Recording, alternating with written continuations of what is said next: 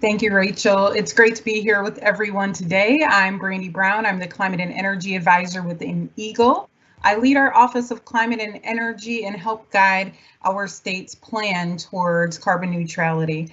As you may know, Governor Whitmer has established an aggressive goal for carbon neutrality in 2050. And so we've launched the Council on Climate Solutions last week to move us towards that goal together. We know we all have very specific pieces, and we're looking forward to working with everyone to achieve it. Thank you, Rachel. Thank you, Dr. Brown. All right, and our next panelist is David Price from the Michigan DNR. Good afternoon, everyone. I'm David Price. Been with the DNR since 2005. I'm presently the manager for Forest Planning and Operations in the Forest Resources Division, which manages the 4 million acre state forest. Among my responsibilities, and consistent with some of the executive orders issued by the governor, I'm responsible for some of our climate related projects, including the heretofore mentioned pilot project for carbon credits in the Pigeon River Country Management Area, as well as our foray into utility scale solar on state forest lands. Super.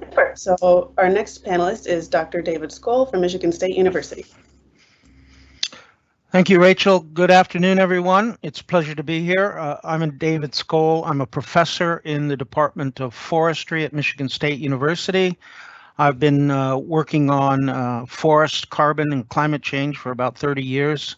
My research is focused on using Earth observations to measure and monitor forests of the world and how they influence climate change.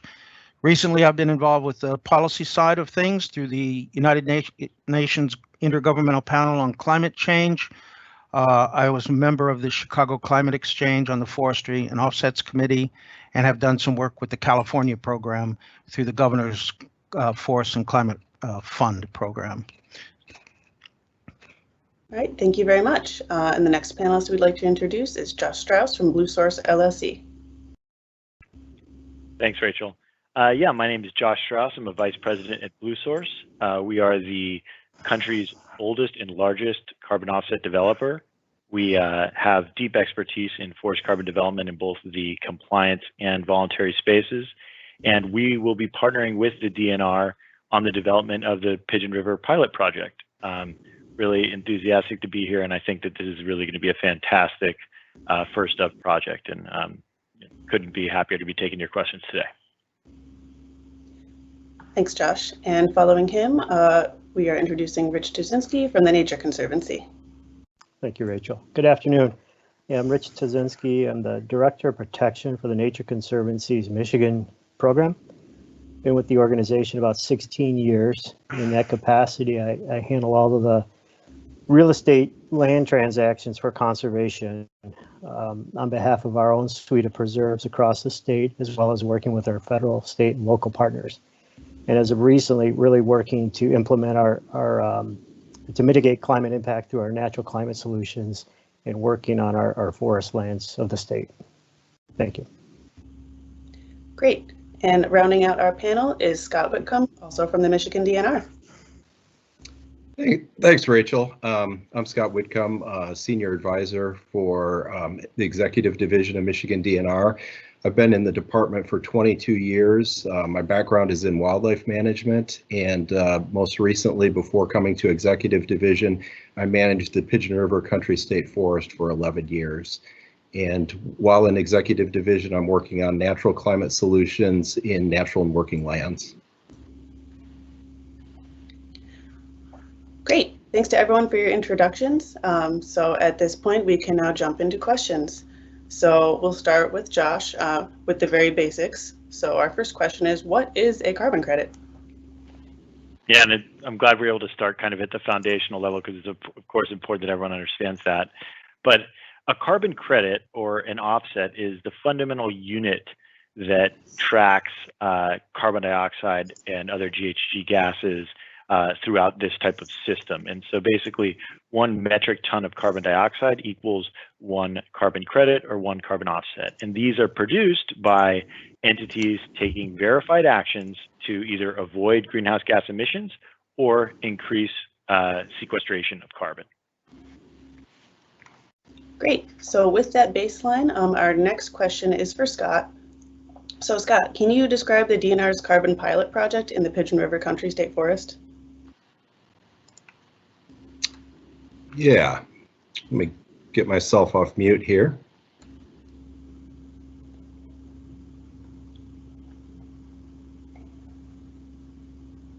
Scott, I think you just went on to mute, actually. Connection here. Can you hear me now? All right, great. So the pilot project is just that. We want to test the feasibility of whether we can do a project and generate offset credits on state forest land in a working forest situation in Michigan.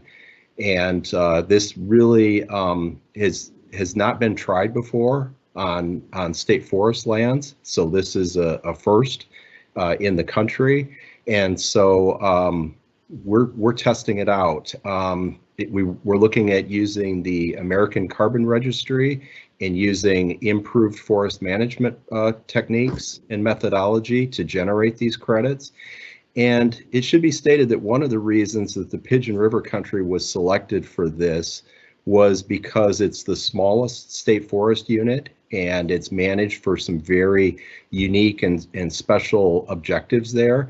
And so we thought it would make a good place to test something new in our state. And we've done this type of thing before, where we've tested things at the Pigeon River Country to see if there's a proof of concept there.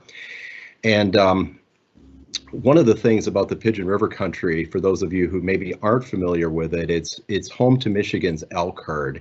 And to maintain the elk, there's an intensive forest management activities there. So this is a forest it's a working forest. Commercial timber harvests are a big part of our management there. And so we think that this project is going to be complementary to that. So we're going to be looking at generating carbon credits, but we also we're going to be harvesting timber there, and we think that these two things are complementary in this area. So it's not going to be just a set aside. We're going to keep managing the forests because we're going to be providing that elk habitat. Thank you. So moving on to our next question. This one is for David Price. It's, if planting more trees helps control carbon, why does the state sell timber? Well, it's a good question, because you can, on one hand, think those are diametrically opposed. As Scott mentioned, for the Pigeon River Country State Forest, we've been managing for timber and parts of that forest for many years for purposes of habitat, but also just for timber production as well, which points to the fact that as the department, we don't manage any particular part of the state forest predominantly for one value. So we manage for timber, yes. We also manage for things like recreation. Pigeon is very heavily used for that purpose as well. And then a whole variety of ecosystem derived services, which generate things like habitat for wildlife species, elk or many other species, game or non-game, and ecosystem services like carbon. So everyone knows that trees are nature's way of storing carbon, and from that standpoint, the timber that's harvested is also a way of sequestering carbon in durable wood products. And the new models that the DNR is currently developing for projections of how we've managed our forest resources for a number of different values. The particular software is called REMSoft, can actually model and provide us outputs on the volume of carbon that is stored in the state forest in the various carbon pools, as well as estimate the volumes of carbon that are stored in durable wood products. And the additional more detailed modeling that Blue Source is doing for us is, estimating those carbon pools in even more detail than we'll be able to do through our own models. But the other thing to keep in mind that is related to both carbon and timber is revenues from carbon projects will be able to help us do future things to manage the state forest.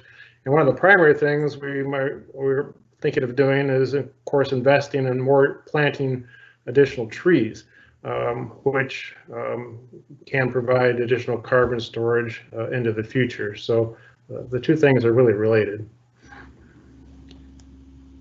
So thanks for that explanation. So kind of related to that, we had another question about DNR logging. So that is the DNR logging more around the state than it has in the past?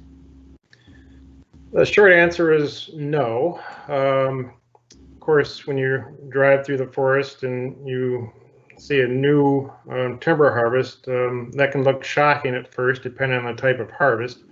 If it's a clear cut, for instance, versus a thinning or a single tree selection, which isn't quite as noticeable. But there was an effort going back in the time frame around 2013 to 2018 when two invasive species, which are quite well known to most people in the state, emerald ash borer, and then one maybe quite not so well known beech bark disease, was causing extensive mortality in the state forest system, both in upland and lowland ecosystems. And for that period of time, we were a little bit more aggressive at what we call salvage harvesting, either harvesting the trees that were dead or anticipating that many of those trees were going to die and capturing the value of those through timber harvest during that time frame. So there was an uptick, a significant uptick in the amount of timber harvest we were doing during that time frame. But at the present, our actual harvest levels and the timber we prepare every year is actually slightly below our long-term average of about 54,000 acres every year.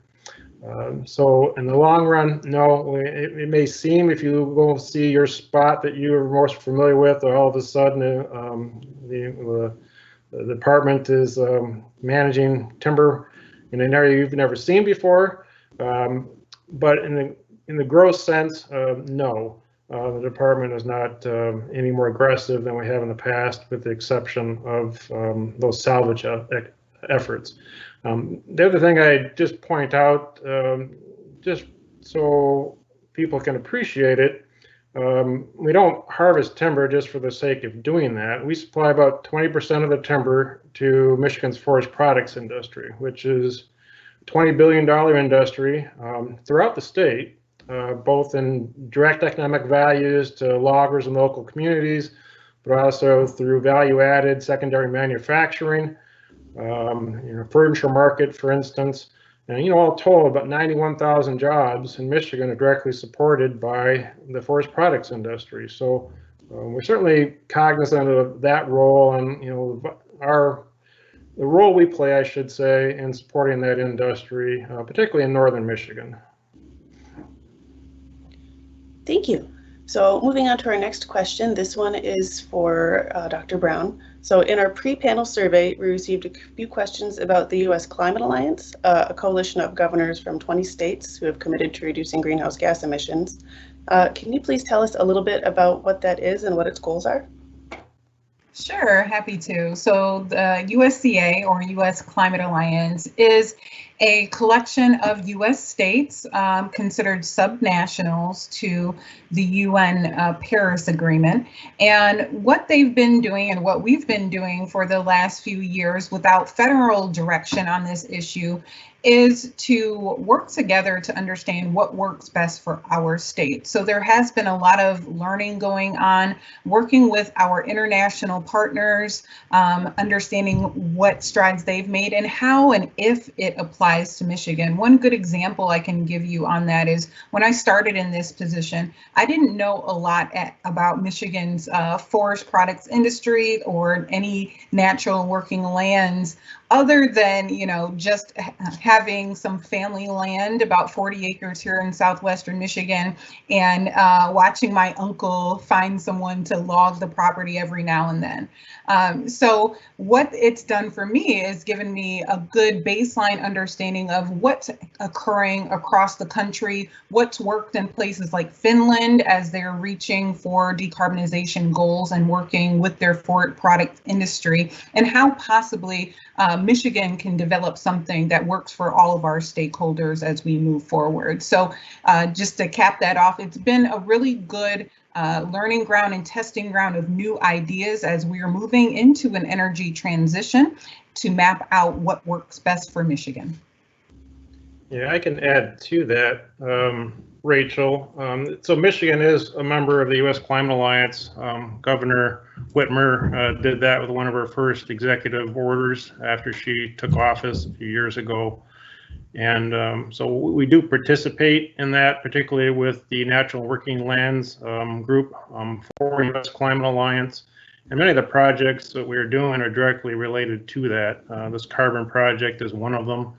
Our projects trying to expand alternative energy sources. DNR is looking to play a role in that as well, both into the grid statewide, but also to offset our energy. Some of the areas like our fish hatcheries, for instance, and other areas we may explore that in the future.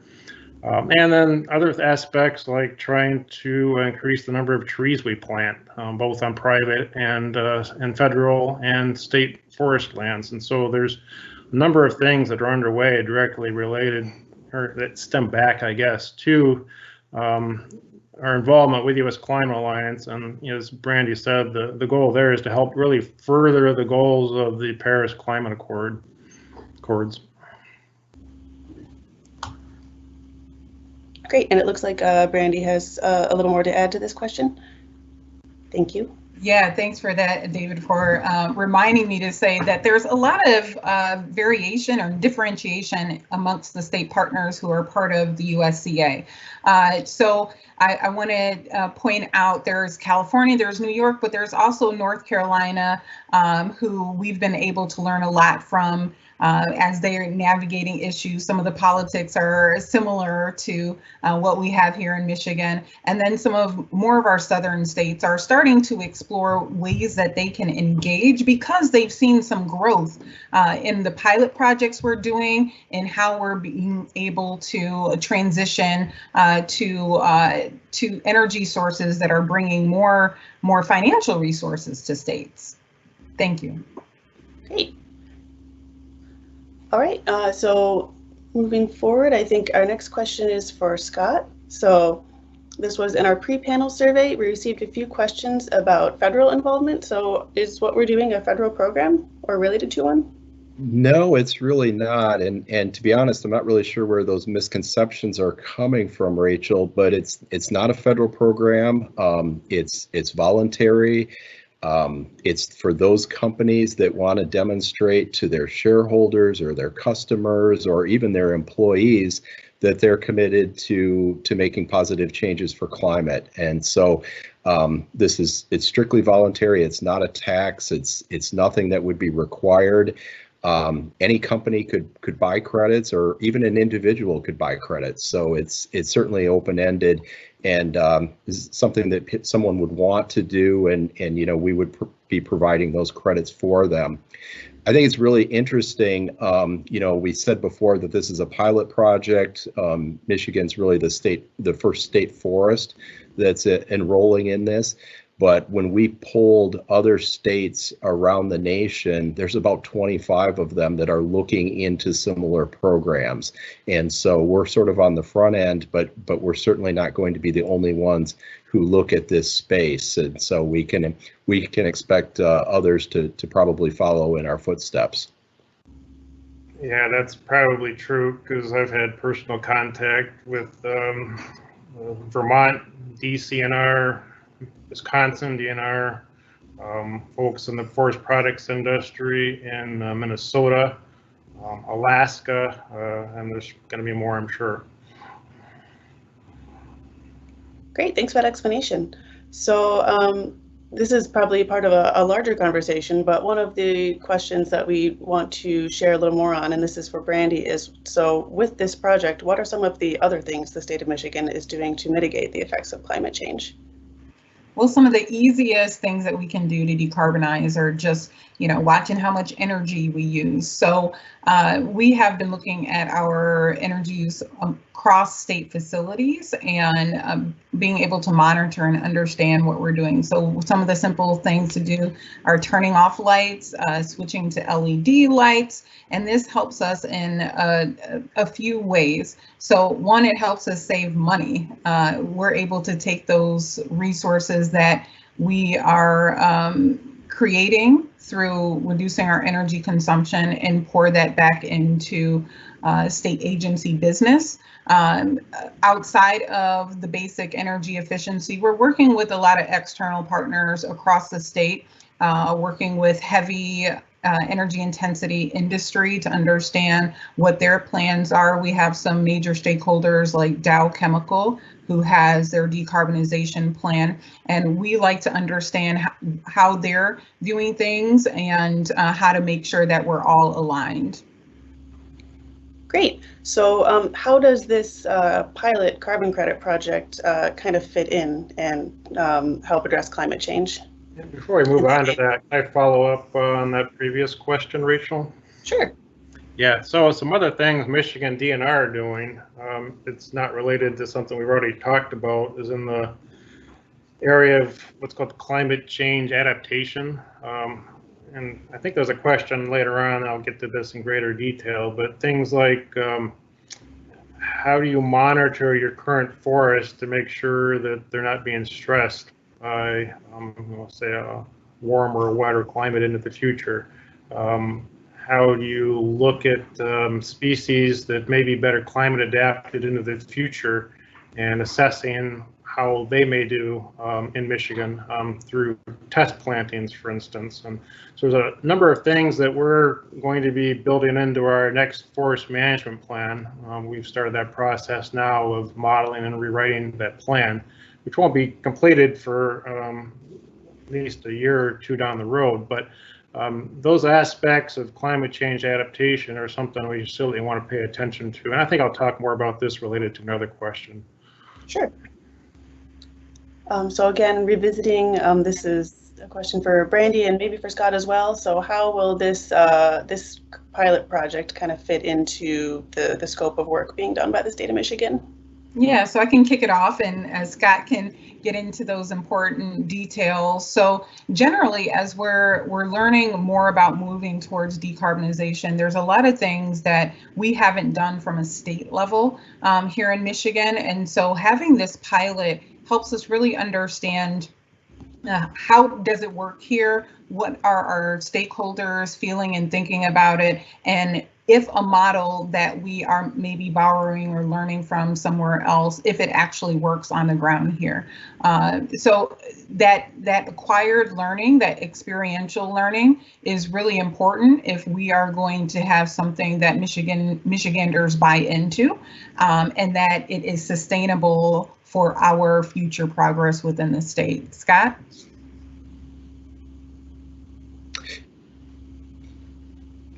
Yeah. Oh, thanks, Brandy. You know, I think that I would just add that the upper Midwest, the lake states are some of the forests that are actually sequestering carbon.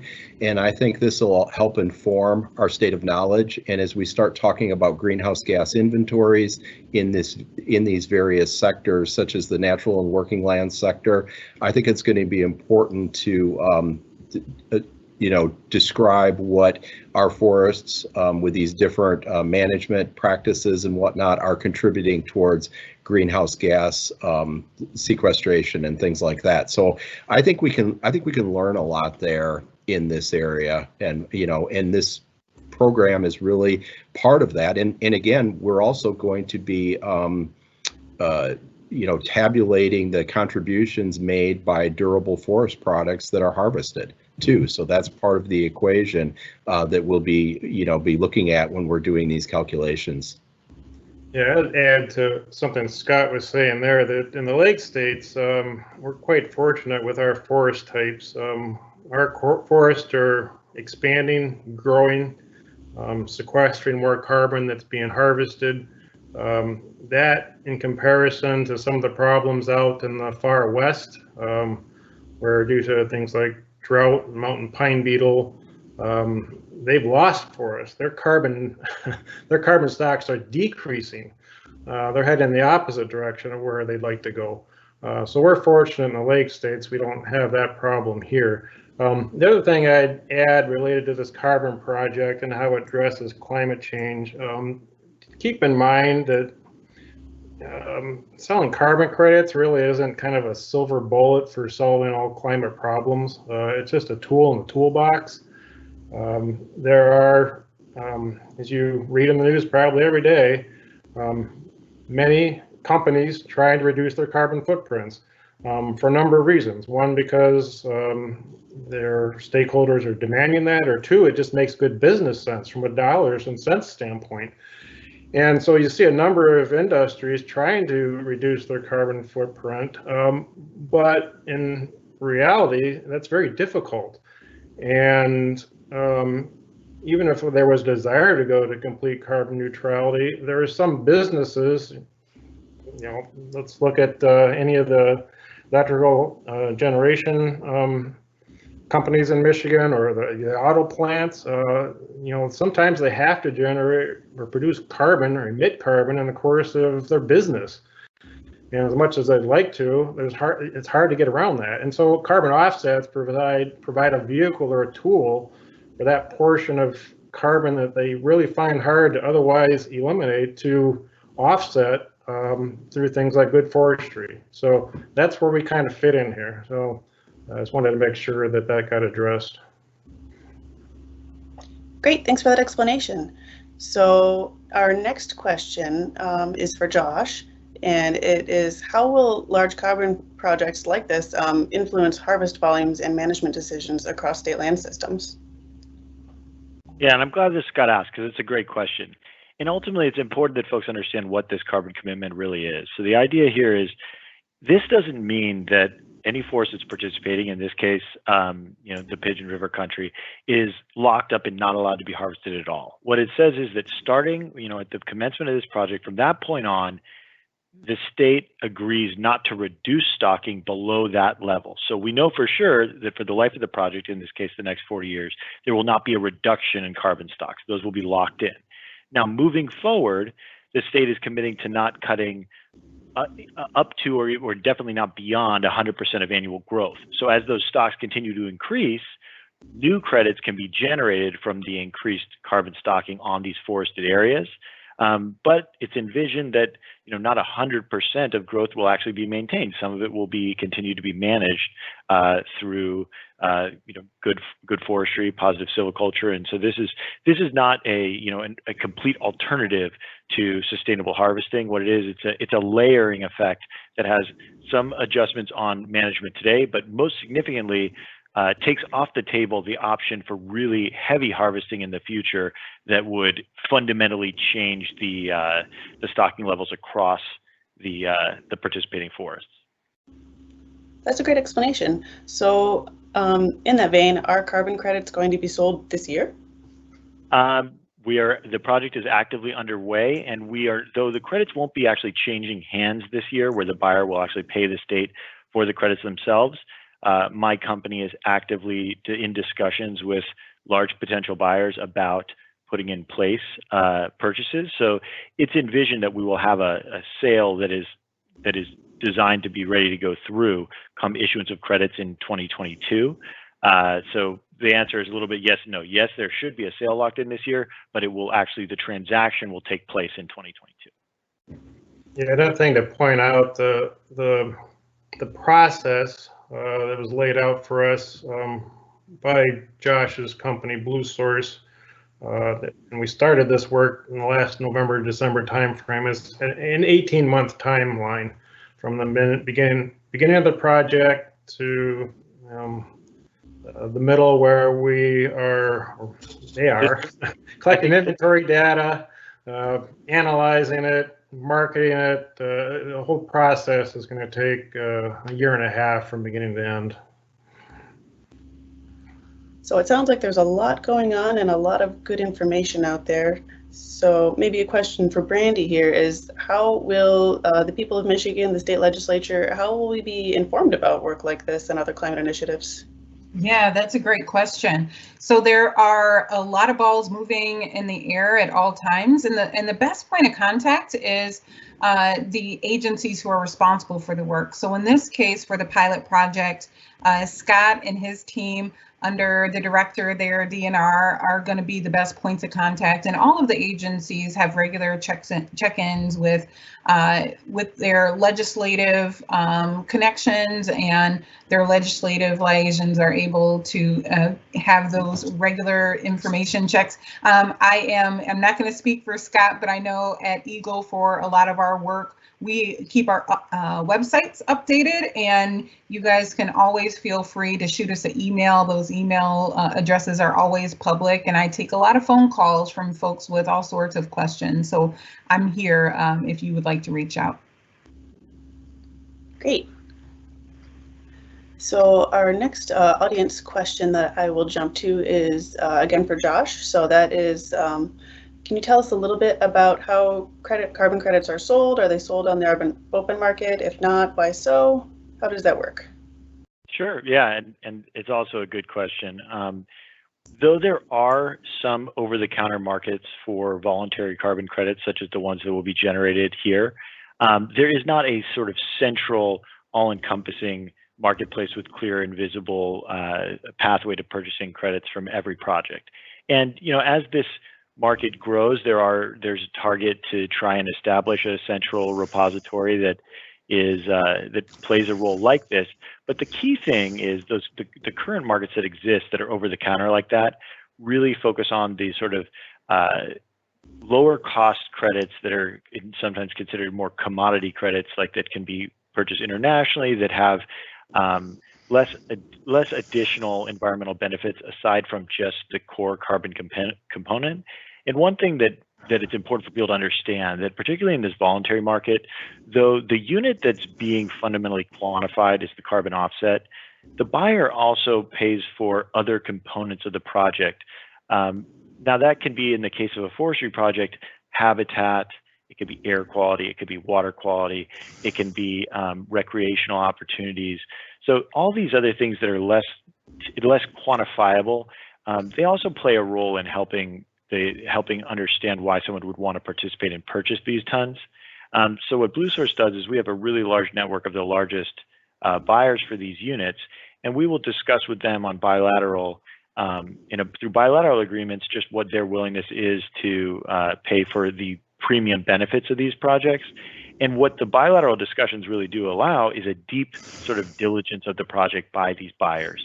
And so given the nature of how each project is fairly unique and how there's more things that you're paying for than just the carbon itself, buyers want to do their own sort of very thorough examination of what they're actually getting.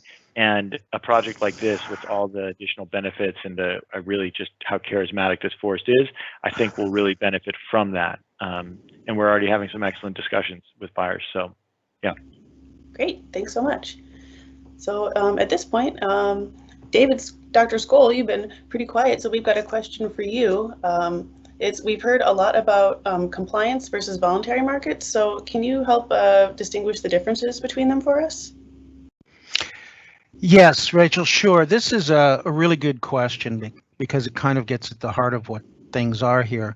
Compliance programs are set up and operate out of a legislative or a regulatory mandate or program, and these regulations or the legislation applies to entities that are emitters that are bound by law to reduce their emissions. And offset providers and emitters trade on platforms because there's a legally binding mandate to do so. But what's really interesting is that there's also a vibrant, what we call a voluntary market.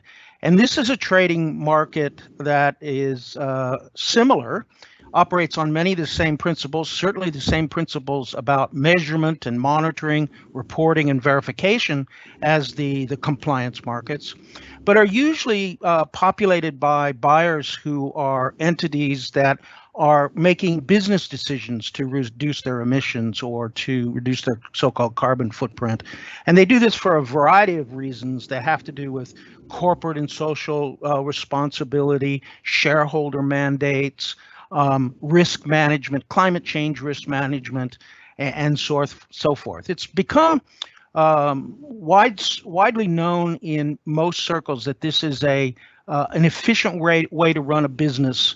And sometimes it's called the triple bottom line management approach to business.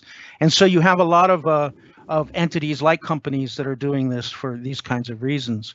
The preeminent compliance program today is the one in California that was set up under AB 32, Assembly Bill 32. I think it was called the Global Warming Solutions Act of 2006. Probably the preeminent voluntary program was right here in the Great Lakes, was the Chicago Climate Exchange, which operated for many years. But now there are many that are springing up. There's registries for voluntary trading in the Verra platform, the American Carbon Registry platform, and several more. I think the key point for people to recognize in this is that this way of doing environmental pollution control is different from the command and control approach that was very popular in the past, where you'd regulate the effluent coming from a pipe or a stack directly, and that all entities had to comply in the same way. These emissions trading models allow more market mechanisms to play out. And it's been shown that the cost of environmental pollution control, in this case related to carbon, is far lower using this kind of trading or market-based approach. In fact, the very first one was invented here in the United States. It was in the development of the Clean Air Act amendments, and the Reagan administration came up with this emission tradings approach as a regulatory mechanism that has really been effective at replacing the command and control approach. And by all accounts, it's reduced the cost of controlling for SOx and NOx by 10 to 100-fold over what would have been otherwise. So it's a very cost-effective approach. And the emissions trading for SOx and NOx is alive and well here in the United States. It's been that way for 25 years. Carbon is just a new entry into this. And what's interesting about it is that in carbon, we have trees, and we can add the offset, the sequestration activity that you can't get when you trade SOx and NOx. That's just out of the stack kind of regulation. So very good question. Thank you. Thank you very much for that breakdown. That provides a little bit of background into an issue that I'm sure a lot of people don't necessarily dive into every day. So as we look at the buying and selling of carbon credits, our next question is for Josh. Are there any reasons to be concerned about who may buy carbon credits? Yeah, and sometimes I get that question from time to time, and I think it's fundamental that people understand that there shouldn't be any issue with that, because the idea is each of these credits or each of these offsets represents 1 metric ton of carbon dioxide avoidance or sequestration, right? So no matter who buys it, it's going to have that same environmental effect. So if you have faith in the underlying product, which what we're doing, sequestering carbon or avoiding it being emitted, whoever's willing to retire that on their own behalf is fairly irrelevant, because you're having the same climate impact, and that's what everyone's goal is, trying to mitigate the worst effects of climate change. Sure. So another question kind of in that vein, this one is for Dr. Skoll. So are there any red flags that a potential seller of carbon credits should be looking for when entering into such an agreement with a purchaser? Well, that's an interesting question, because from my perspective, most of the burden really falls on the seller. And it's more like the buyer is always asking for red flags from the seller. And in this case, that would be the project. And so there are questions about how well the measurements are made, how they're verified, and are they is the project being developed with established evidence-based, scientifically backed protocols and so forth. And I think contrary to some conventional wisdom, perhaps, is that the carbon markets has evolved such that it's a robust system in which there are standard measurement, reporting, and verification protocols that are developed by the science community, that are applied and tested. There are third-party verifiers.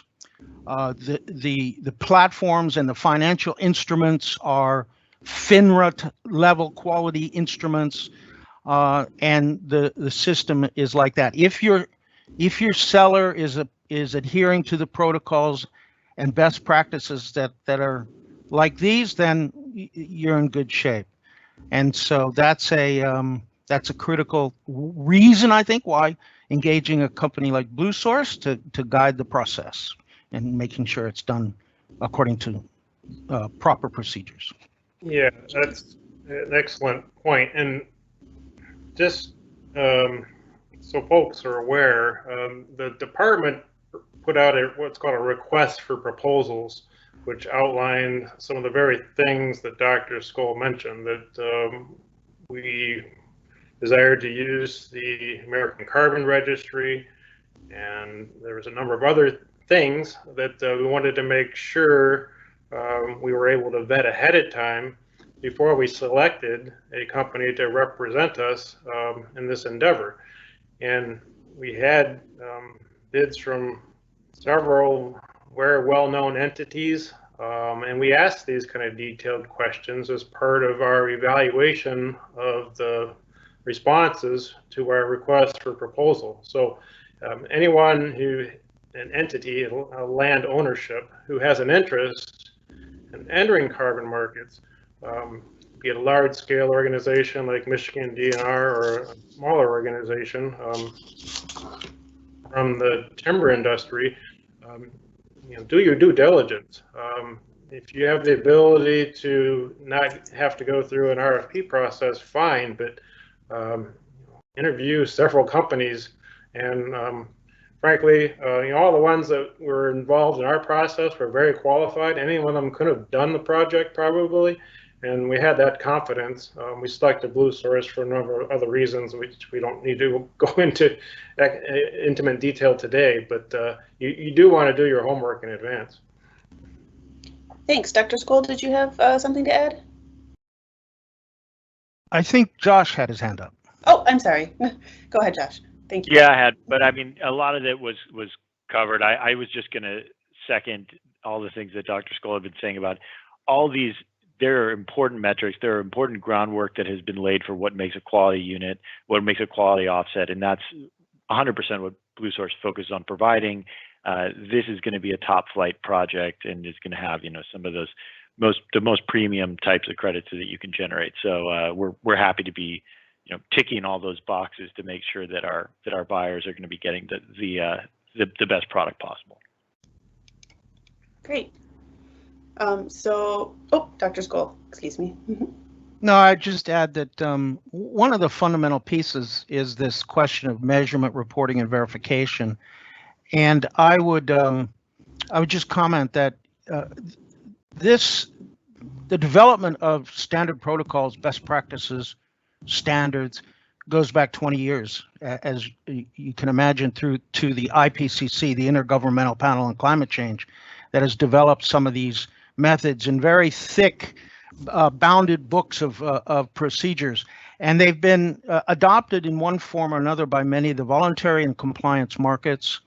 And there's a tremendous amount of information available from the federal government, from the USDA. The USDA has promulgated Technical Bulletin 1939, which gives landowners and entities the guidelines for establishing measurement and monitoring and doing it according to some best practices and standards coming out of USDA. So there's a lot of resources available. Great. And I think that's a great entry point for our next pre-survey question. as we talk about entities and who is eligible. So this one is actually for Josh. So how will some projects like this affect market prices of carbon received by private landowners?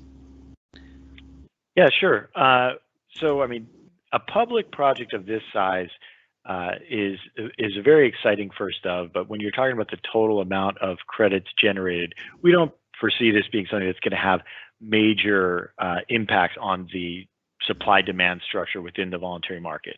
One thing that I would say, and probably even the casual observer of the space who pays attention to news surrounding these sort of markets, is that there is just a growing appetite for emissions reductions amongst the corporate sector throughout the U.S. and globally. Just tuning into the news on a daily basis, you hear about large corporations like whether it be Amazon and Microsoft and Google, Apple, et cetera, that are just setting the bar higher and higher for what they need to achieve in the upcoming years.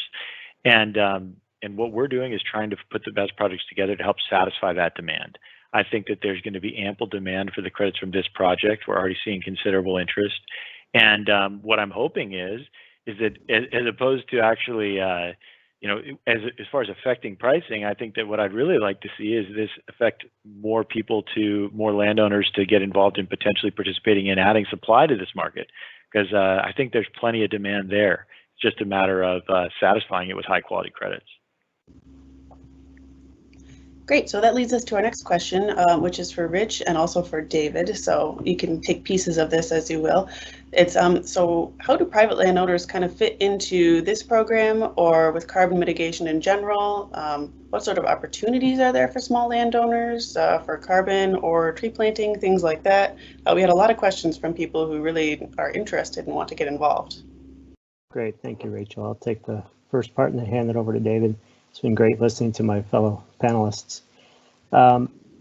So the Conservancy has developed a program we call the American Forest Carbon Initiative. And this is a strategy to implement our natural climate solutions in the forest pathways. And under that umbrella, we have 3 distinct programs where we are targeting private landowners of different sizes. And the 3 programs are what we call working woodlands. So that's targeting and working with large landowners in excess of 2,000 acres or so. And that size provides the scale that it makes sense to do an individual carbon project on. And it can cover the costs associated with the inventory and the audit and the verification. Working with the Conservancy, we also like to see permanence and conservation. So working forest conservation we put in place.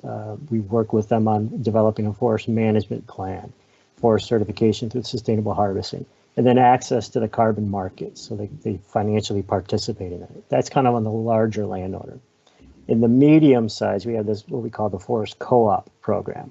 So that's kind of taking landowners in the 200 to 2,000 acre range and really trying to aggregate them and taking advantage of scale and again getting access to those carbon markets. Very similar with the Working Woodlands programs, but on a smaller scale. And then finally, with the smaller landowners, the family forests, we have a program we developed called the Family Forest Carbon Program. And that's really targeting those 40 acre, 200, 100, 200 acre parcels, and really trying to implement practices that are going to be good for the healthy and diverse forest, but also sequester carbon and have provided incentive financial payments. In Michigan, we have the Working Woodlands program, and we've executed those on a couple of occasions, and we continue to work with landowners. We're really excited. We are not doing the Forest Co-op program in Michigan, at least at the moment. But we're really excited to bring the Family Forest Carbon Program to the Upper Great Lakes. And this was a program that was really developed and initiated in partnership with the American Forest Foundation and started in the Central Appalachian. And they've had really good success. And so we've brought that pilot to this geography, and we believe we can have incredible success working with those small private landowners. Just an example, only 1% of registered carbon projects are on property smaller than 1,000 acres. So that kind of tells you access to those carbon markets is very difficult at the smaller levels. And we believe that this program can really provide access and financial incentive and good practices. From a rollout implementation standpoint, we're very early on. We're kind of developing the infrastructure, developing the practices, developing the financially defining what the payments will be, but pretty excited about this program. So David, I'll hand it over to you from the state perspective. Sure. Thanks, Rich. To tie into what Rich talked about, and also to tie in the tree planting aspect of the question, if you've heard in the news, there's all sorts of things being bandied about, like Trillion Trees Initiative, Billion Trees Initiative. We know that planting trees are nature's way of sequestering carbon. And the Nature Conservancy, working with another entity called the World Resources Institute, did an opportunity assessment for every state. This was through the U.S. Climate Alliance. And what that demonstrated was where our greatest opportunities were for things like reforestation and afforestation. Reforestation being to put trees back to where they currently are. Afforestation to take areas that aren't currently forested and make them forest. So Rachel's happy I explain those technical terms. And so in that regard, we want to do our part. And so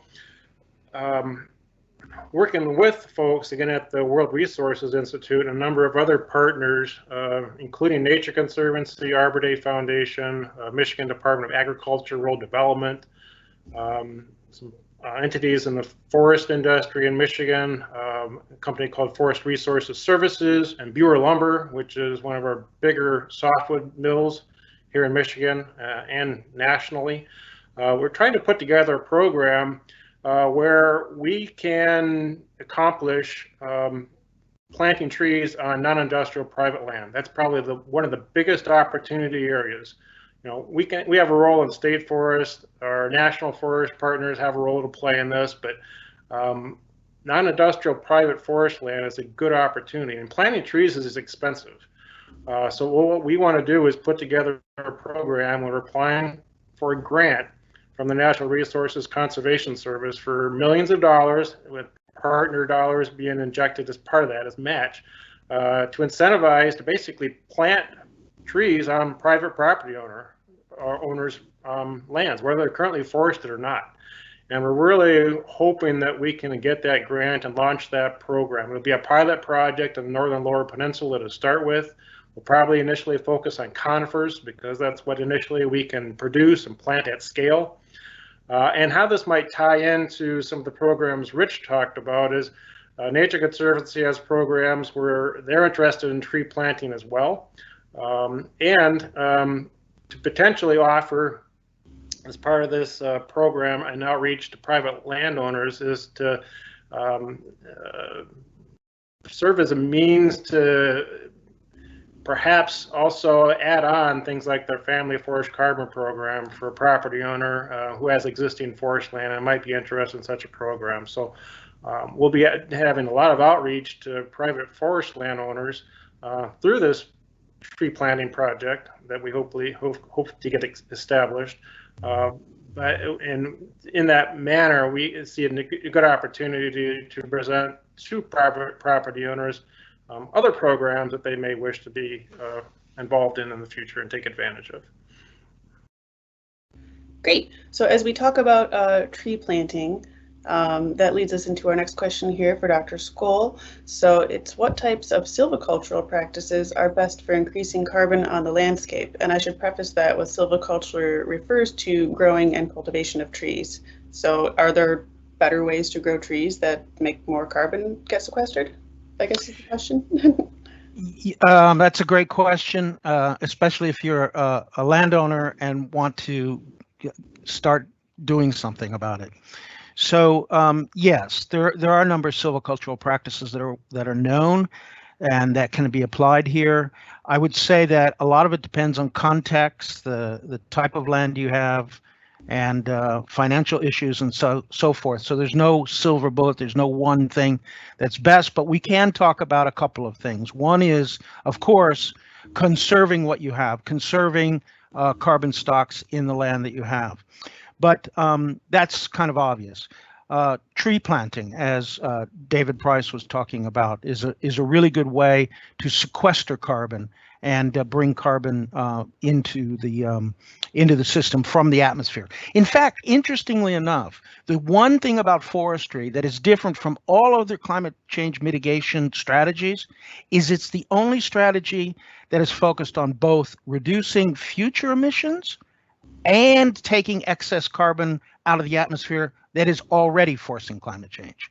So energy policies are important, but they're really only directed towards reducing future emissions for the most part. So that's an interesting thing. So any kind of silvicultural practice that sequesters carbon from the atmosphere has the advantage of not only releasing carbon, but also taking excess carbon from the atmosphere. And we can think of things like reduced impact logging, or increasing rotation length. Increasing rotation length can be very important. In some places, it might be by increasing stand density through overseeding or things of that nature. And so the other last thing I will say is remember that within the carbon business, what's interesting is that you can get the carbon benefits not only from the stems and the bolls, the commercial components, but also from the branches, the leaves, the litter, and the soil. So you can manage all pieces of the forest landscape there. Can I add in on that, Rachel? Absolutely. Yeah. So another thing related to this question directly is Michigan DNR, Wisconsin DNR, Minnesota DNR, Pennsylvania, and Maryland DNRs are all working with a grant from U.S. Climate Alliance to study and model the carbon impacts of the different silvicultural practices and help quantify that. And so that's research that's just getting started, and that is of interest to us because it would be good to know when you're undertaking different silvicultural practices how that impacts carbon positively or negatively. And I think that'll be of interest to the entire forest products industry as well. So this is, and this will be information that will be widely shared once we have results from the project. But that's just now getting started. We don't have anything to present in that regard yet. Sounds like there will be more to come. So our next audience question that we received is for Rich. So this one is a little long, so hang with me. So in northern Lower Michigan, there's interest in carbon credits and tree planting efforts. However, the current push is often for planting a red pine. That's for a variety of reasons. So red pine has been identified as vulnerable to climate change and is projected to decrease. So how do we balance that carbon storage, that short-term storage with resiliency in the form of diverse forests? Yeah, so the interest in red pine is really market driven. It's a commercially valuable species, and we know that red pine and two of our more commercially valuable species, sugar maple and red pine, are probably not going to respond well to climate change. And so I think when we look at solutions, it's on the back end of the use. How do we develop viable commercial uses for other species? A good example would be our state tree, the white pine. It can't be used for construction lumber because it doesn't meet our modern building code requirements. But it's a great species for cross-laminated mass timber construction. I think was referenced what my colleague Dr. Skoll was talking about, because not only does it sequester carbon for the life of the tree, but the life of the tree in the building that it sits and resides in. And so I think working on those alternative uses for the species is really where the solution is. And, we look for the leadership of the DNR, and the Michigan Forest Biomaterials Institute is doing great work leading on developing those alternative markets for the diverse species we have. I can add to that, Rich.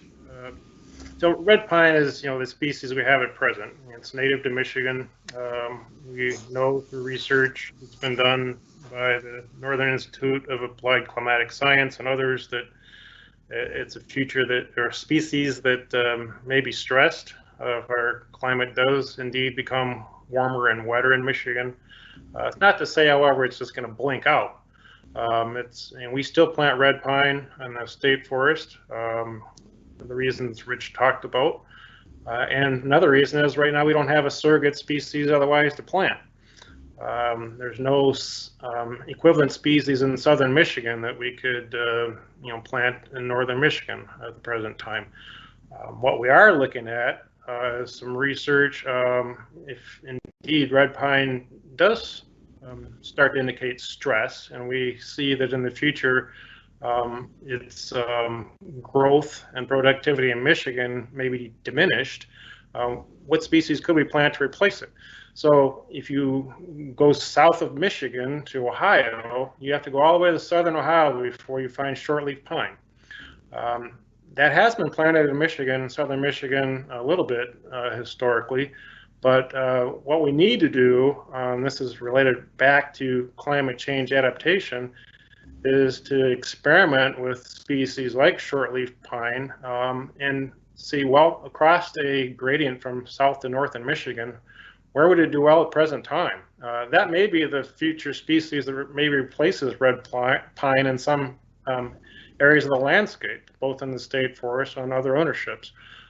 So that's another thing to keep in mind, that we're cognizant that red pine might not be a future climate winner in Michigan. At present, we don't have anything to replace it, but we do want to have an eye towards something that could potentially replace it in the future if needed. Thank you. So our next audience question that I'll invite Dr. Skoll to answer is, in addition to forest lands, would prairie or native pollinator management qualify for carbon credit programs? So that's another great question. Let me put it this way. The short answer is yes, but there's some provisions that I should discuss. From a broad policy point of view, or from a mitigation adaptations, a safeguards point of view, looking for ways to bring in other kinds of landscapes is a good idea. There are a lot of things you can do with prairies and with grasslands where you can implement soil carbon management to increase the amount of organic matter and sequester carbon from the atmosphere. In this particular context that we're talking about, the Michigan project, the project is looking to follow the methodologies of the American Carbon Registry, in particular the improved forest management methodology and protocols. And when you shift your discussion from what's good for carbon and what's good policy to what is a sound mitigation that has an approved methodology that can actually be put in a registry and then traded and sold, then you get a little bit more restrictive. So the ACR has the improved forest management protocol and methodology, but that doesn't include a component explicitly for grasslands. However, the ACR does have other methodologies for avoided conversion of grasslands and shrublands that do apply. So I think others could probably answer the question a little bit better about how the project's going to be implemented, Josh or David, but the way you bring in other kinds of landscapes is to couple other methodologies and other pieces of a project and bundle them together. Under improved forest management, it doesn't actually touch on grasslands. Last point I'll say is that what's interesting about the voluntary markets as opposed to the compulsory markets, going back to that earlier question, is that project developers have freedom to develop their own methodologies, put them forward, get them reviewed, and get them approved in the whole process of certification of methodologies and all that. So there are openings for, shall we say, creativity in that way. But at the end of the day, there are some established methodologies, which adds the rigor to the program. Thank you. And it looks like probably talk to perhaps grassland markets. I was going to just point out that we do have extensive grasslands in the pilot project area in the Pigeon, as Scott mentioned a long time ago, that We manage an elk herd for that area and grasslands and open habitat as part of the management for the pigeon. But at this point, we are not intending to enter any markets related to grasslands and carbon as part of this pigeon project. But I'll let Josh talk more about any programs he's aware of that are related to carbon and grasslands. Yeah, I just wanted to speak a little bit to some of the comments that David had made, or David as in Dr. Skoll. Yeah, it's important to understand that one program or one protocol, or methodology, like we're implying here, the Improved Forest Management Protocol, does not encompass every type of carbon sequestration or avoided carbon emissions. There are myriad ways to reduce emissions and to sequester carbon, but it's important that whichever way you're pursuing, that you have a concrete and well-established protocol / methodology to do so. And Dr. Skoll named a few of the more respected organizations that put these things out, and he also had mentioned how in the voluntary space there's the opportunity for organizations to design methodologies and then have them approved.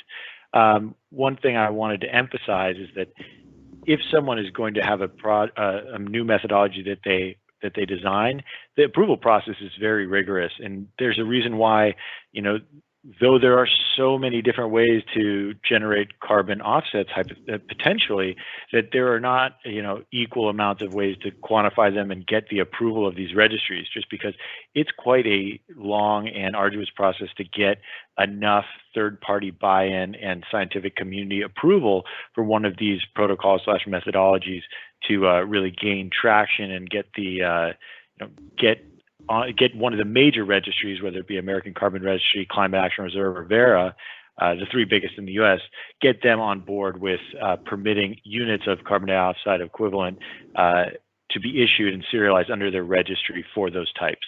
As the last point I would add, just specifically to address prairies, there are a number of protocols out there to help address the avoided conversion of grassland acreage from grassland to generally row crop agriculture, which would, in those specific cases, you'd have pretty significant emissions from the upturning of the soil that was previously sequestering large amounts of carbon in the roots of the grassland system.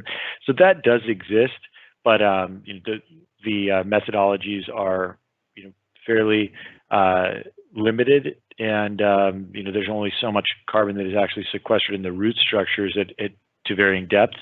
So you haven't seen as much uptake of those types of protocols as we may see in the future. And BlueSource has done some of these projects, but definitely as far as bang for your buck, you certainly see forest carbon as being a richer source of sequestration and avoided emissions. Great. So while we have you on screen here, we have a couple more questions for you. So one is, can you participate in a carbon credit program and other conservation projects at the same time? So I imagine this might be for a private landowner, such as a conservation easement. The answer is absolutely yes. And of the 62 projects that BlueSource is involved with just in the U.S., a large number of them are involved in other programs as well. The key thing is just to make sure that you do not have a situation where one of them negates the need for the other, right? So they all have to be complementary. What this is often called is a stacking of programs. And a perfect example might be is that you may have an easement on a forest property, but that easement may not say anything about how forest management is concerned other than this land can't be converted to residential or must be remained in a forest state. So this easement might, that's clear that it's going to have to stay in forest, but it doesn't mean you couldn't clear cut that forest and still be within the terms of the easement. So we often find properties like that where we'll layer on forest restrictions that go above and beyond what the easement would require in order to generate an additional carbon benefit. And then there are some things that are just purely complementary. Like if you have a project that already has some sort of water quality related market participation, or whether there's already some sort of wetland mitigation component, but then there is a separate forest component that happens to be on that same piece of land. No reason that they can't interact well. The one thing that you have to watch out for that that is any good program that we would participate in, they have these rules on what you call additionality. Like, is it actually doing something different? So if you already had an easement in place that said this is a no harvest easement and no trees can be removed from this area, you couldn't put a forest project on top of that saying that we're now preventing the heavy harvest of this forest. And that makes a lot of sense, right? You don't want to be giving credit for something that isn't going to produce an additional change. Thank you. So another one actually for you. One of the questions we received is who is eligible to purchase these forest carbon offset credits that are produced from this work? So who would purchase it? Who would be interested? So interested and eligible, or those are two different ones as well. But I would say the eligibility is broad. Anybody who wanted to purchase these can purchase these credits, and that goes from small organizations or even individuals up to the largest corporations globally. The key thing here is and it's been touched on a number of times, is that this really is a voluntary program. So it's about organizations, individuals, et cetera, that want to reduce their emissions, want to support activities that sequester carbon or avoid emissions by purchasing these units, and then actually they retire, the individual or the company that purchased them will retire them on their own behalf to offset their own carbon footprint. So anybody who is interested can. Thank you. So our next question is another one that we received from our pre-panel survey, and it's for David Price. So the question goes, I've read that this pilot project will move the department toward what will become a requirement of continued DNR forest certification. Will these voluntary credit sales become required? So, good question. The person who asked it is correct. Both standards under which the state forest is certified, the Sustainable Forestry Initiative, or SFI, or the Forest Stewardship Council, also known as FSC, are incorporating climate change adaptation and mitigation measures into their new proposed draft standards. So the standards are not approved yet. They're currently going through the development and public review process. But I would expect that those new elements, those new indicators, as they're called, within those standards, will probably in some form be in the new standard. The DNR, per statute, Part 525 of the Natural Resources Environmental Protection Act, is required to be certified. So from that standpoint, because we are required to be certified and the new standards are likely to incorporate these new measures, there is going to be an additional burden on the department to conform to those standards. SFI, interestingly enough, is probably going the furthest or most directly within their standard to require programs, we are a program, to address greenhouse gas emissions, but it doesn't really specify any particular measures in that regard.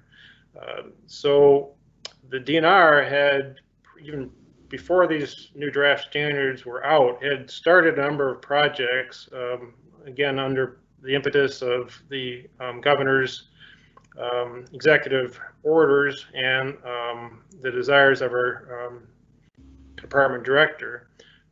It started these projects such as the carbon project and the pigeon, as well as exploring things like large-scale, utility-scale solar projects on some otherwise degraded areas of the state forest, and for these other projects, smaller energy projects, and some of our other ownerships like fish hatcheries or state parks. So the state forest lands are only part of the DNR ownership that are certified, but these projects related to solar and for the carbon project and the pigeon will help us in some part to comply with this new aspect of the SFI standard. And the other thing regarding voluntary versus mandatory credits markets, as was talked about a bit before, is, right now we are using the American Carbon Registry, which is a voluntary standard. If things change in the future and there are new laws and regulations, either at the state or national level, put into place that address, say, the cost of carbon and therefore impact carbon markets, we would certainly roll with that flow if something became more defined in statute or requirements at a national or state level. Thank you. Josh wants to add on. Yeah, the one thing that I just wanted to add, like there was a lot of emphasis about, what SFI or FSC require. I just wanted to highlight the fact that that any of the major accepted improved forest management protocols, including the ACR program we're using here, do require that you maintain certification from one of these organizations at least. But that isn't an additional hurdle for the DNR just because of what David was already stating, that's something that the DNR participates in, but it's also something that the carbon program requires as well. So it's a nice fit in that regard. And I think Scott might want to comment as well.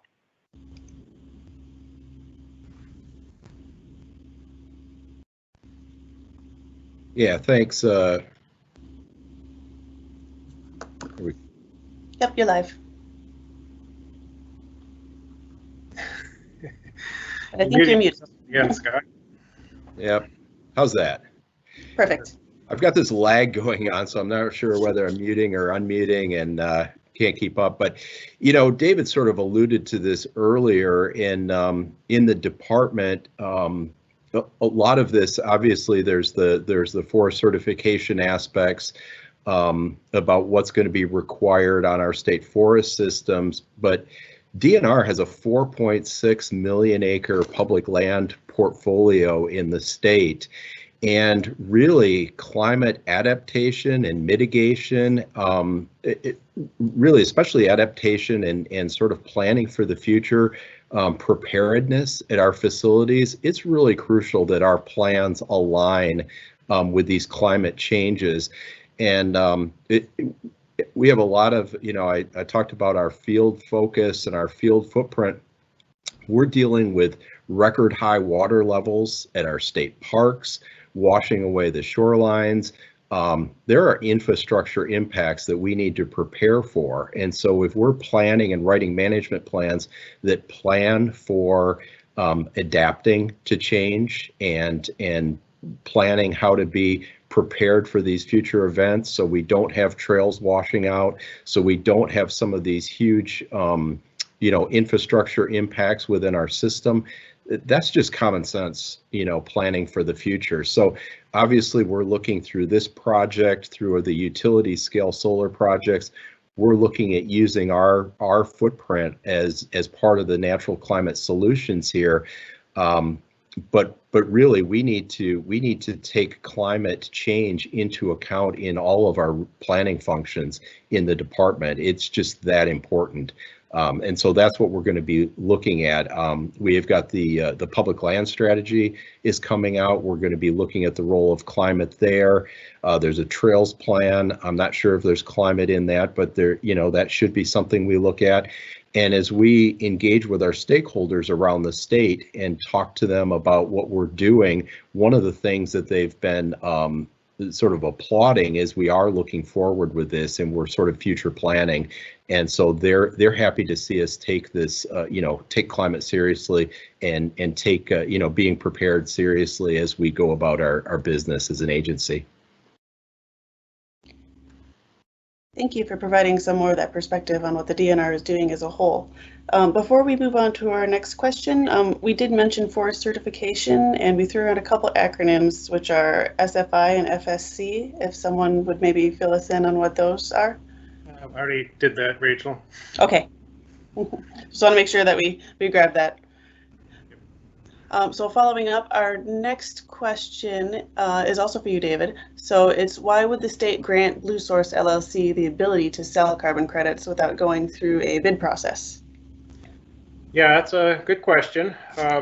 the process by which the state of Michigan sells timber is via a software system we developed called Vegetation Management System, which provides for, among other things, advertising and contracting those timber sales. So when we put out what we call a prospectus for industry, anyone who wants to could bid on that.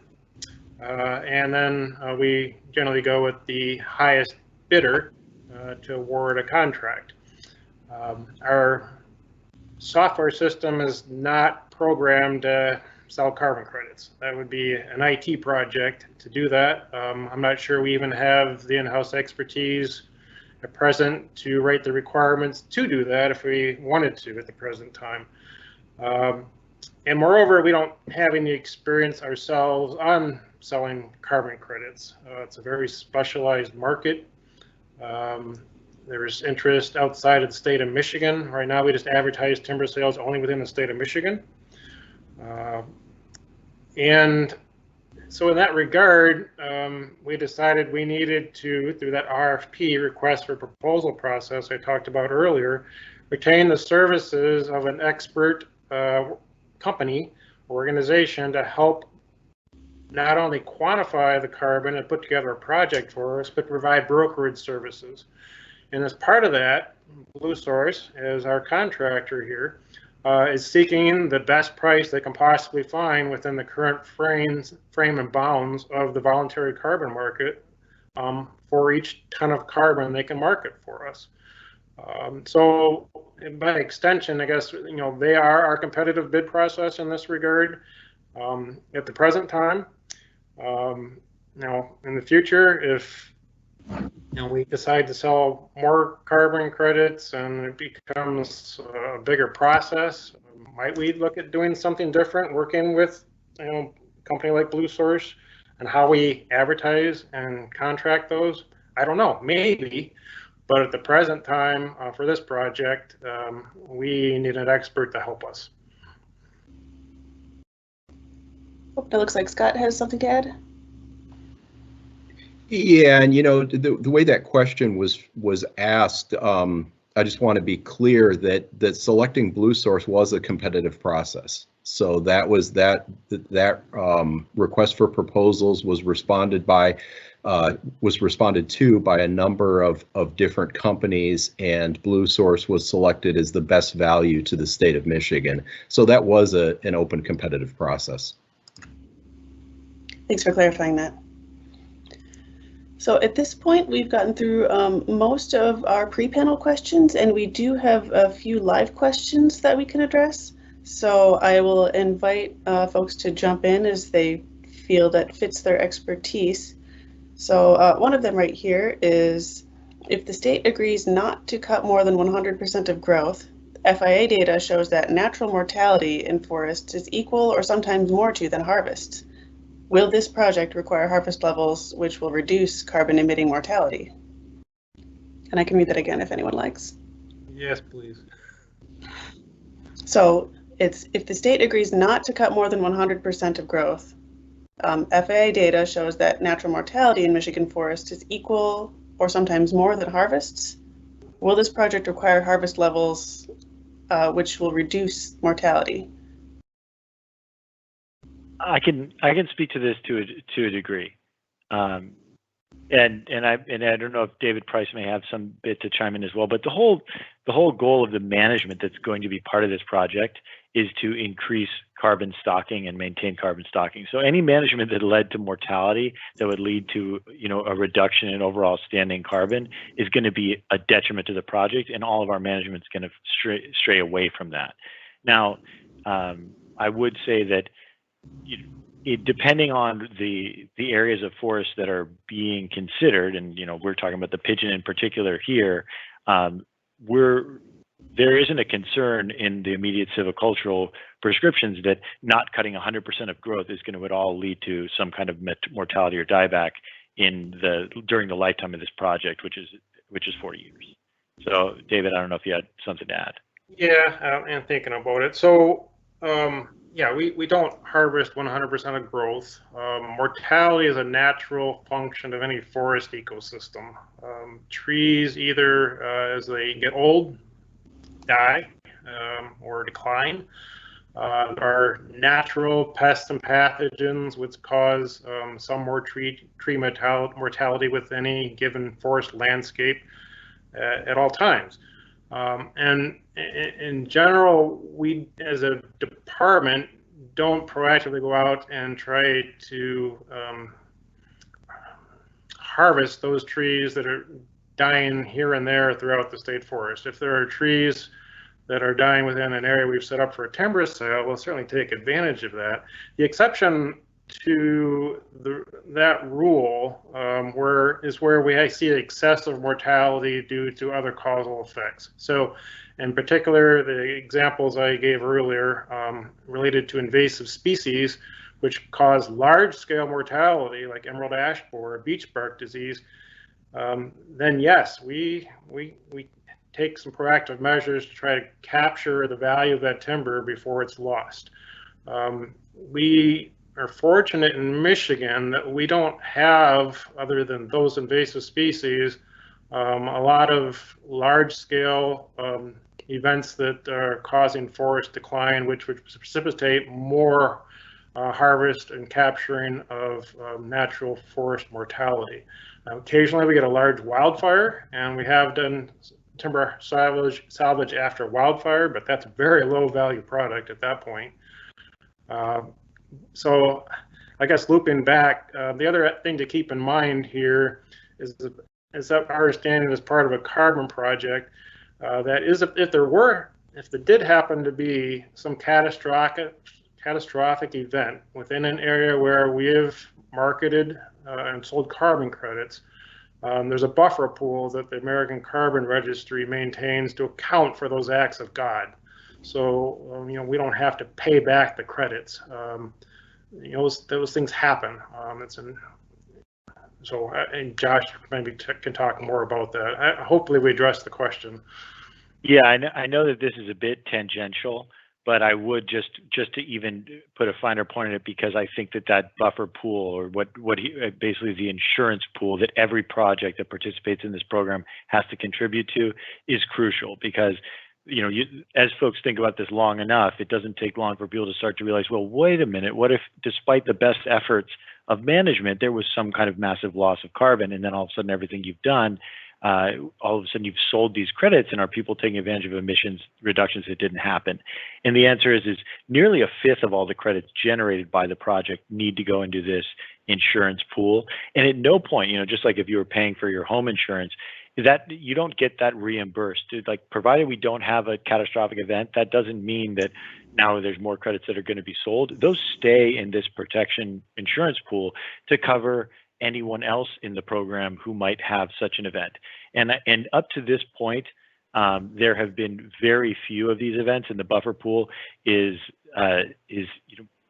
hundreds of times larger than the amount of credits that have been removed from it at this point. But it is there, and it is a crucial piece of the system. Thank you. And it looks like Dr. Skoll has something to add. I'll be very brief so we can get to the other questions, but this question has a lot to do with fundamentals of what we call carbon accounting. And one of the baseline fundamentals of carbon accounting is that you are looking at changes in stocks over time. If stocks go up, your credits go up. If stocks go down, then you're losing. And so whether you have growth or mortality, it's the net change in stocks that you're measuring in the field and reporting, and it's accounted for. Yeah, exactly right. In fact, Blue Source, through a company, Michigan-based company that's doing the detailed inventory work for this project, is collecting way more inventory data than we ever do for our purposes. And that gets to the very point Dr. Skoll pointed out, that there is very strict monitoring protocols as part of the ACR, and if there's natural mortality occurring, that'll be caught in these permanent plots and taken into account in the models. So it's all part of the calculus. Thank you. It looks like we've wrapped that one up. So another one from our live pool. So it goes, annual renewal of young forest habitat is critical to maintain important habitat for PRC wildlife. So this has been an important goal for nearly 50 years in management. Can we be assured that this level of habitat maintenance does not decrease over the years of this project? I can start that one out. So as I mentioned earlier, we're going through a modeling process to actually incorporate all the elements of, in the Pigeon, what's called the concept of management, a plan that's been put in place with the advisory council for the Pigeon River Country for a number of years. And our intent with our new models and plans is to take those elements of that concept of management and build them into our management plan. So from that standpoint, what we are trying to do for management of the pigeon for both elk habitat and other values is very consistent with the carbon project. In fact, if you talk about regeneration of young forest for habitat for elk or for other species like ruffed grouse or deer, younger forests actually sequester carbon at faster rates than older forests do. Older forests hold more carbon because there's just more biomass within those systems. But those young forests sequester carbon at a much faster rate. So it's all part of the analysis as well for growth and yield in calculating carbon benefit. And Josh can probably speak to it much more eloquently than I can. Actually, looks like Scott might have some addition to this question. Yeah, and it's just, again, that's one of the reasons that the Pigeon River Country was selected, because there's we wanted to start in a relatively small unit. We also wanted to start in a unit that had some of those special management values. The Pigeon River Country is a special place. It's had court cases fought over it for gas and oil production, and there is active mineral production in the forest right now. Elk have been there for over 100 years. Our agency has been involved with elk management.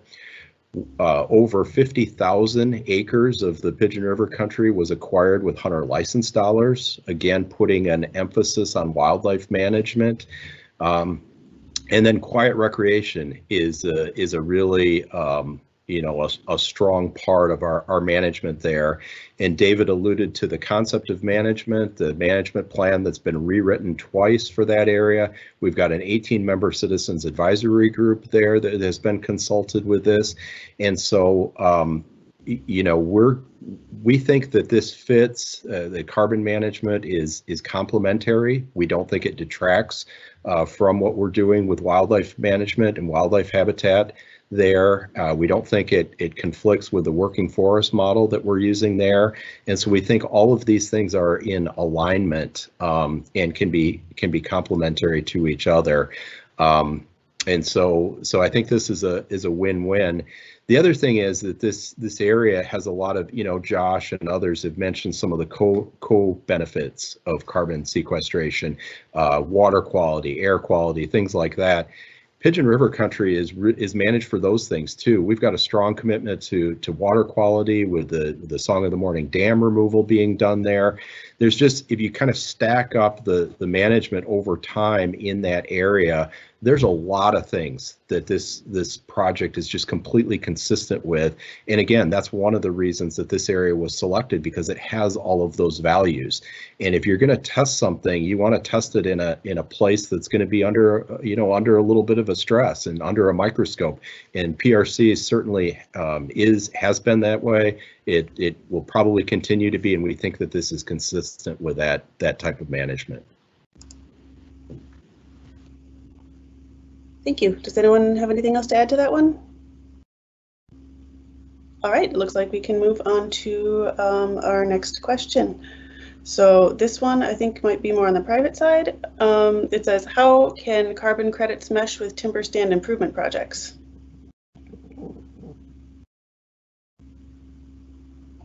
I can speak to that in a broad scope.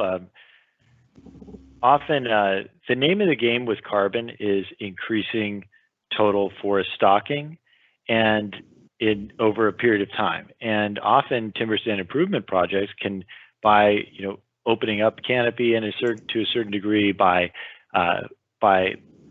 allowing trees to thrive by active management, you can actually increase carbon on a property.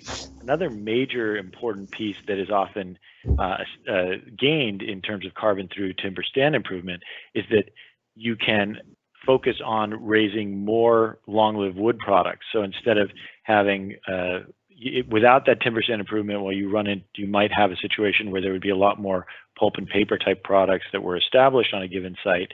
With the timber stand improvement, you can focus on some of those higher value long-lived wood products that also sequester carbon in their practical use after harvest. So both of those things can really play a positive role.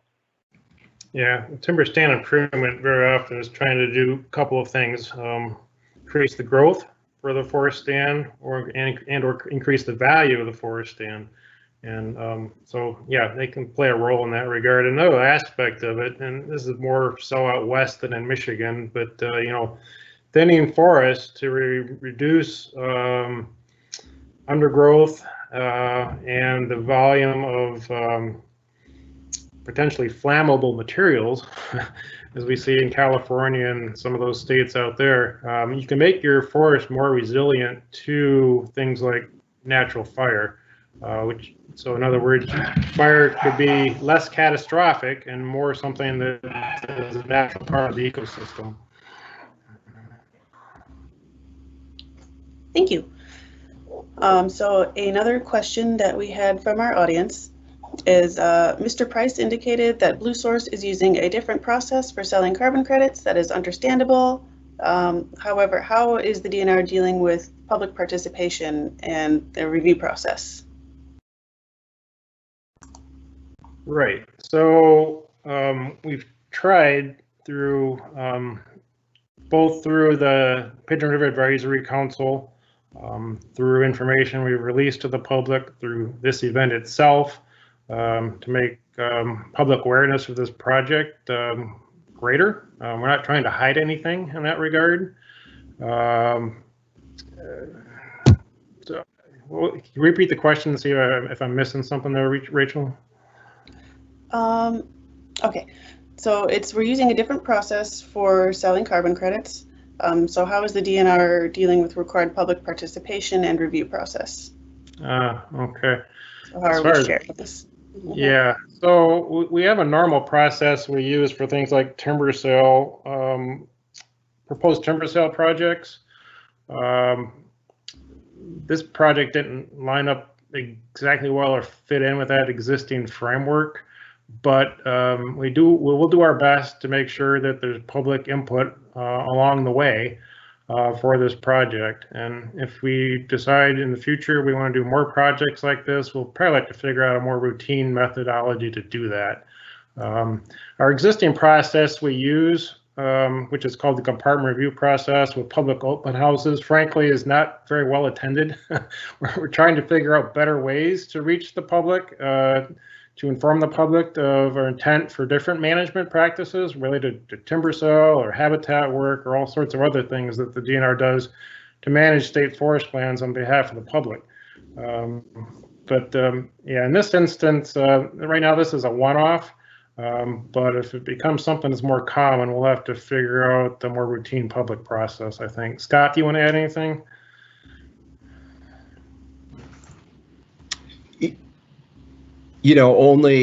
Only that I think is, there's been some questions too in the chat about, would the state consider scaling this up and applying this to other state forest units? And I think a couple things would have to happen. One is we would have to decide what success looked like. Let's measure the outputs of this. Were we able to sell the credits? Was management adversely affected? And kind of look at whether we felt that this was successful. I think there would be a public input component, But as you pointed out, we do have, for our routine forest management, we have these processes in place, management plans written, public participation, and we go forward with those plans with relatively little public participation. There's just not a lot of strong interest. So in this case, we did reach out to the forest products industry. We reached out to the Pigeon River Advisory Council. And as we go forward with our management plans, we talked about alignment of plans, aligning the public land strategy that the DNR uses with the forest management plan, with the wildlife action plan, and having all of these in alignment and addressing things like climate strategies, mitigation strategies, adaptation, and future planning. Having all of that in alignment, it seems to make sense. And in all of those plans do have public input components to them. So I think it's something that we plan for, and then we take public comment and we go forward. But again, it's in alignment with the governor's strategy, and it's in alignment with where our department wants to go. I think I saw Brandy's hands shoot up there, so she may be able to add a bit to that.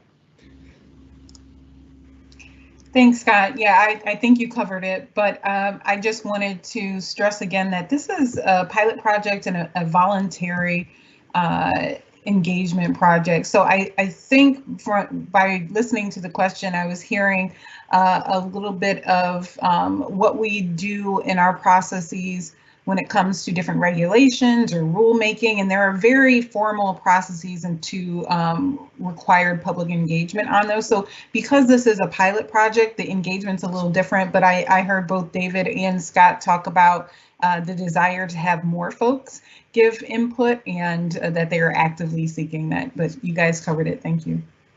Yeah, and we will continue to have more public outreach as this project progresses.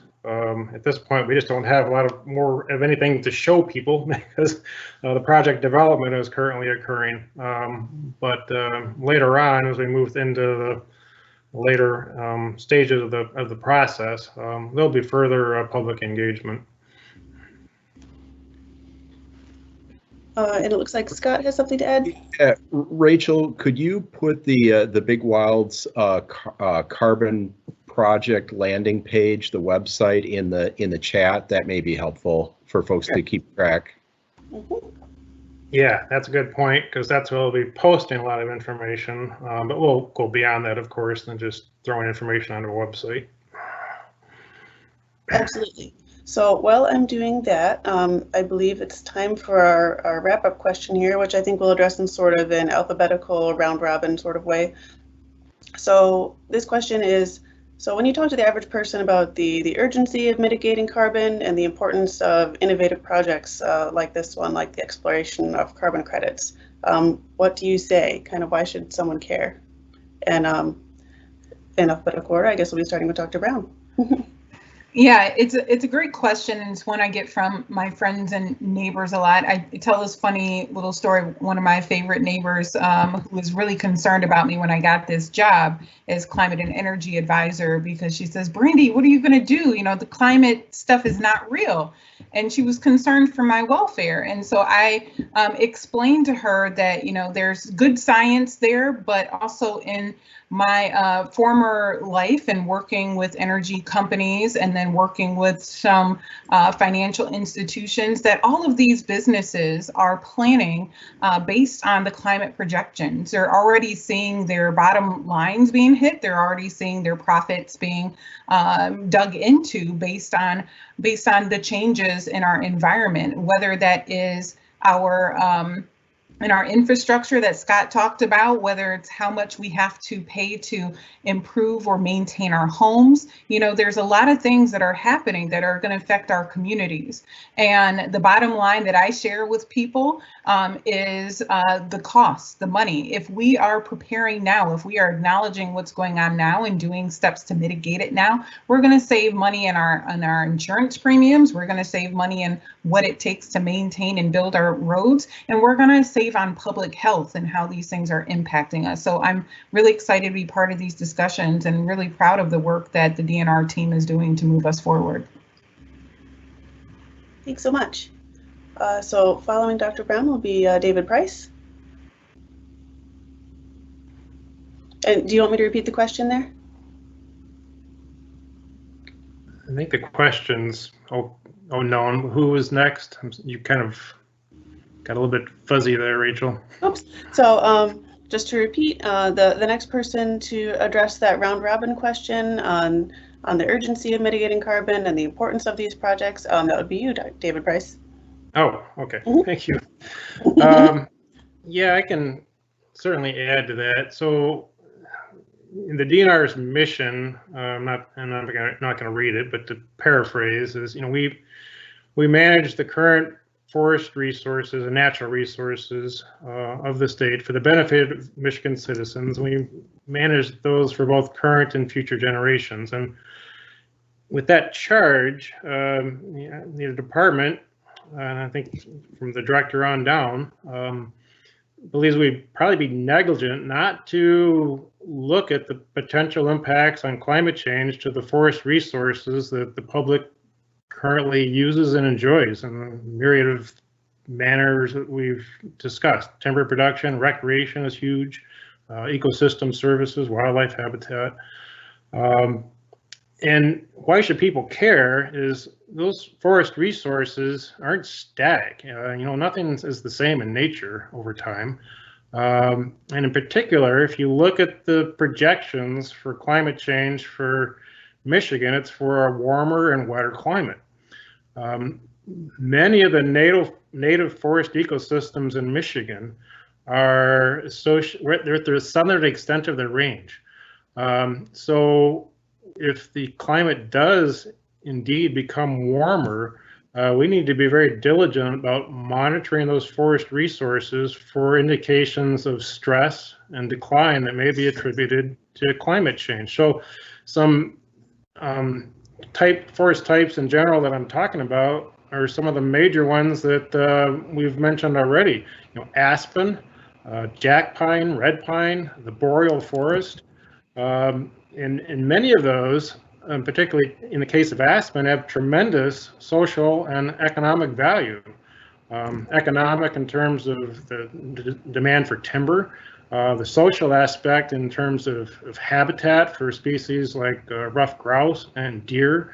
And if aspen starts to decline, we want to be able to detect that and to take proper measures to try to mitigate that. And in the case of red pine, I already spoke to before. If red pine starts to decline, what species is in the wings to take its place in Michigan? So from a standpoint of everything people love about forests, we need to be very cognizant of the potential impact of climate change. That's why people should care.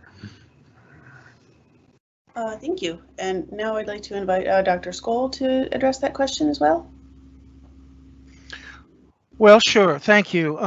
First of all, I want to state the obvious. I guess it's the obvious that this last decade has been the warmest year on record. I mean, in the paleoclimatic record. That's the term we use for the long-term record of global temperatures. We're talking upward to 1 million years. The last decade has been the hottest. So the scientific consensus is clear that climate change is occurring. So the next question is, and why do something about it? And I think that's the purpose of this question, and I think that's absolutely appropriate. This project is important in that regard because, as I said earlier,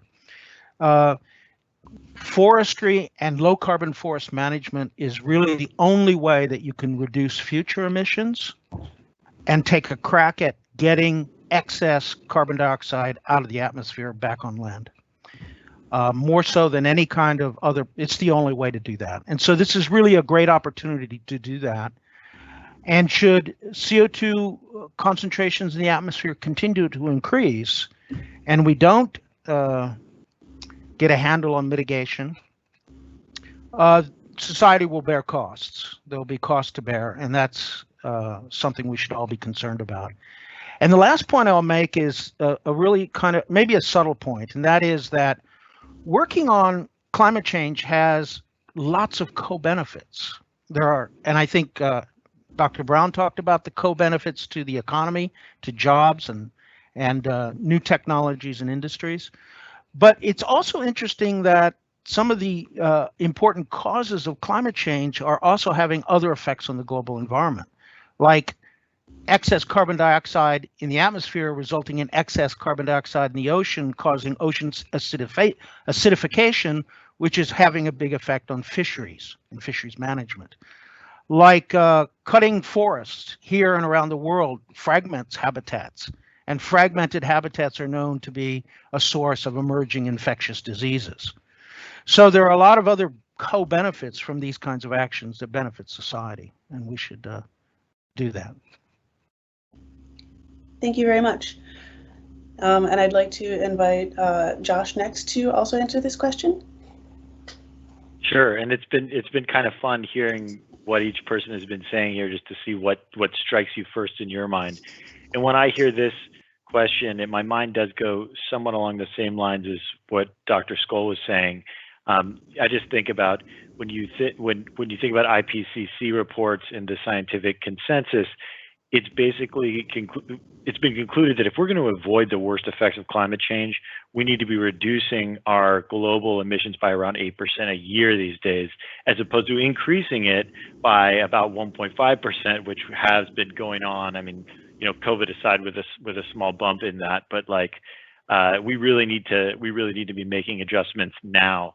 And when I say the worst effects of climate change, like people hear plenty of gloom and doom, but let's enumerate a little bit about what that is. Like, we're talking about severe drought, we're talking about major fires like what we've seen in California, where I live, for the last several years, if not for the full decade. We're talking about increased storms that we've witnessed all across the eastern seaboard as well as around the Gulf. We're talking about future coastal flooding. We're talking about species loss that is the result of habitat shifting, habitat loss. And then, like Dr. Skoll was saying, also the proliferation of disease that can be often spread by, insect pathogens that thrive in a hot, wet environment, like mosquitoes, things of that sort. So there's plenty of darkness out there if we don't try and address this problem. And ultimately, if we're going to do it, natural climate solutions are going to be a pillar of that, and forestry is probably first and foremost of the natural climate solutions. And so by encouraging the maintenance of high forest stocks around the planet, we're both avoiding emissions from excessive harvest and poor management, and we're encouraging future sequestration. So I think that there's a very strong case that things like this, we need to be doing as much of this as possible. Thank you. And now I would also like to invite Rich to answer this question. Great, thank you. It's been a pleasure to participate and listen to my panelists here. So to the average person, why should they care about carbon offsets? And I assume the average person is, not a forest landowner would be a supplier of potential offsets, or a corporation which would be on the buyer of carbon offsets. So I'd actually say step back and say you should really care not necessarily about the nuances of the carbon offset projects, but really what are the drivers of climate change. And it's really the increase in greenhouse gas emissions, to Josh's points, right? And so we know of those gases, CO2 is prevalent. And we know that growing trees is a great way to store and capture gases. So I think it's really more on the, can we change the behaviors and the technologies to get those reduced greenhouse gases, and carbon offsets are just a tool. We're not gonna, I don't think we're gonna mitigate our way out of this, but rather it is a tool as part of a number of behavioral changes, technological changes. And the nuances of the offsets, as you probably heard we were talking about today, they're complex, right? I think Josh would you get into terms like additionality, baseline, the verification, the audits. These are complex, and I don't know that the average person necessarily needs to get into it or care about the nuances. Thank you. And now, wrapping up our panel, I'd like to invite Scott to also answer that question. Yeah, I have the unenviable task of trying to follow my colleagues who are, stealing all my answers one by one as they answer. So, you know, I think they've done a really great job of you know, explaining why the average person should care. You know, I've talked about our folks in the field at DNR that see firsthand the effects of climate change, whether it's in the forests we manage with invasive species coming in and DNR preparing and reacting to that, or record high water levels that are washing away our facilities. Our DNR folks in the field are really on the front lines of climate change because they see those changes in the environment as they're doing their jobs each day. And so as we plan for future generations, as David mentioned, going forward, healthy forests are going to be part of that. And we feel this carbon project, the pilot project, really dovetails well with forest management, which leads to healthy forests. It's right up there with clean air, clean water. Healthy forests are things that we can all get behind. And when you're looking at these voluntary markets that we're looking at selling credits on, the fact that folks like Google, Apple, you know, big three automakers, just one corporation after another are stepping up and saying we want to be a part of the solution by decarbonizing our sector and buying carbon credits and in doing those things. It's all positive and it's pointing in a good direction. And I think DNR it wants to be a part of that and be a part of that here in Michigan as a leader in this space. So we're just looking to play a role. Great, thank you for that. So at this point, that answers all our questions, and it's about time for us to wrap up in respect of your time. So I want to say thank you to all of our speakers for joining us today. This was a lot of great information and we covered a lot of ground here. So lots of good stuff there.